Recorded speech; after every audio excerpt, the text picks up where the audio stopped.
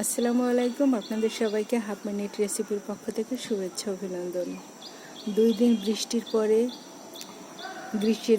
পরে গাছগুলো একদম প্রাণ ফিরে পেল। মানুষের মতোই ওদের অবস্থা। এই যে দেখুন, আমগুলি একদম বড় বড় হয়ে গেছে। দেখার মতো দৃশ্য, আলহামদুলিল্লাহ। আম্মুর হাতে লাগানো গাছ, আম্মুর বাগানে আম্মুর নিজ হাতে গাছগুলি লাগিয়েছেন। আল্লাহর রহমতে অনেকগুলো গাছে আম হয়েছে। আর এখানে তো বিভিন্ন ধরনের ফলমূলের গাছ আছে, অনেকগুলি জাতের আম গাছ আছে।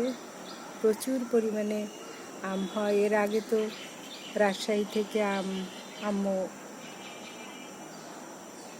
কিনে খাওয়াতেন, রাজশাহীর আম। আর এখন আর কিনে খাওয়াতে হয় না আম্মুর হাতের গাছ কত বড় হয়েছে। এই যে, আর আমগুলি হঠাৎ বৃষ্টির পর একদম ফুলে গেছে। দেখার মতো দৃশ্য, আলহামদুলিল্লাহ।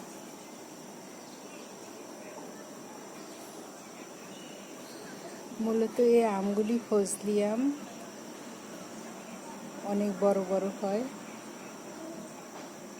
2 দিনের বৃষ্টিতে গাছপালা একদম সতেজ হয়ে গেছে। একদম গাছপালাগুলি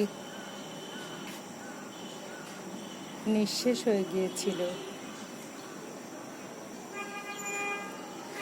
গাছেরও মানুষের মতো অবস্থা হয়েছিল গ্রীষ্মের রোদে। এখন আল্লাহর রহমতে গাছগুলো সতেজ হয়ে গেছে। আর দেখুন, আমগুলি কত বড় বড় হয়ে গেছে।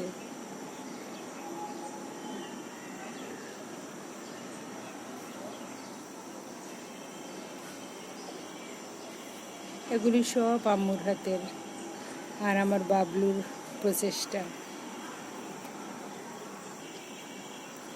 বাবলু যেখানেই যায় সেখানে গিয়েই সে গাছ লাগায়। আর সে এখনও বাগান করার চেষ্টা আছে। বাগান আছে, ছাদে বেড আছে, তারপরও সে আরও জিও ব্যাগ কিনে গাছ লাগাবেন। বৃষ্টির পরে প্রকৃতিটা অন্যরকম, একদম সব কিছু পরিষ্কার পরিচ্ছন্ন।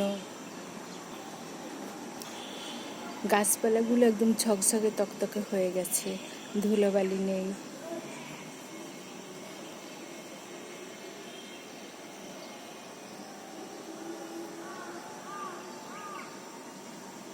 দেখার মতো দৃশ্য।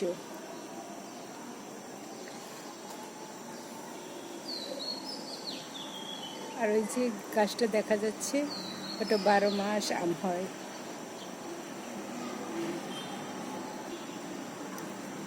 বারো মাস ওই গাছটা আম থাকে, প্রচুর পরিমাণে আম হয়।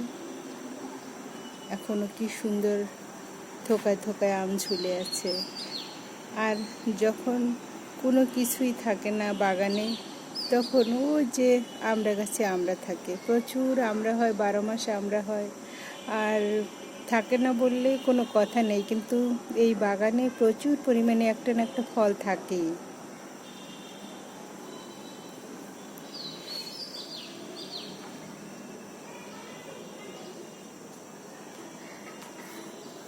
মামনির কষ্টের সব কিছু এগুলো গড়া।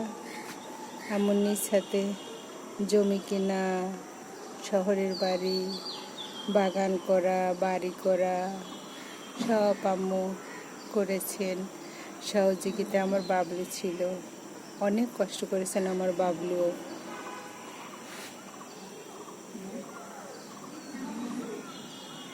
আমার বাবলু ভালো একটা জব ছিল,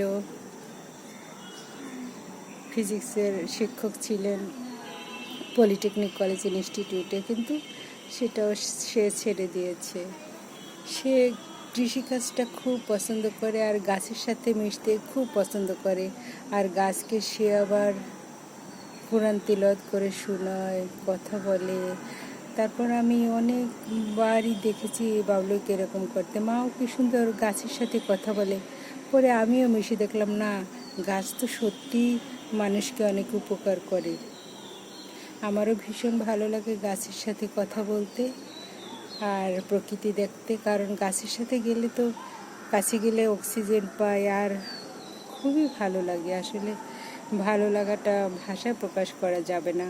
আপনারাও গাছ লাগাবেন, নিজ হাতে ফলমূল পেড়ে খাবেন, দেখবেন কতটা ভালো লাগে। সবাই ভালো থাকবেন, সুস্থ থাকবেন। আল্লাহ হাফেজ।